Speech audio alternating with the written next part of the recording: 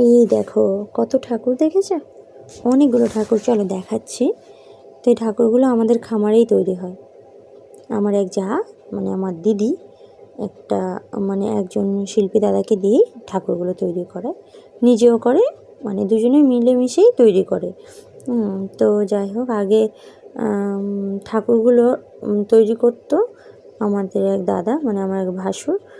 তো উনি বেশ কয়েক বছর হচ্ছেন, হঠাৎ করে গত হয়েছেন। তো দিদি ব্যবসাটাকে ধরে রেখেছে। তো আমাদের খামারেই এগুলো তৈরি করে, দাদা থাকতেই এখানেই তৈরি করতো।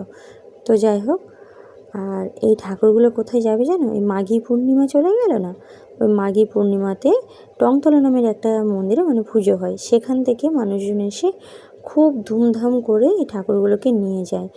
আর তখন না কী বলবো, এত ধুমধাম করে নিয়ে যায়, মানে বাজিয়ে বাজনা করে অনেক মানুষ আছে।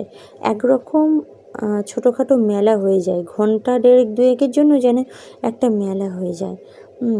আর এই দিনটার জন্য আমরা অনেক অপেক্ষায় থাকি। তো কেমন হয়েছে ঠাকুরগুলো জানিও। আর সবথেকে বড় কথা, মানে এবছরে একটু স্পেশালিটি ছিল, মানে মানত ছিল, যদিও কারো মানত ছিল, আমি পরিষ্কার জানি না। ঘোড়ার গাড়ি এসেছিলো এবছর, পরে নেক্সট ভিডিওতে দেখাবো। আর এই যে দাদা, আর এই দেখো এই যে দিদি, আর এই শিল্পী দাদা বর্তমানে দিদিকে হেল্প করে।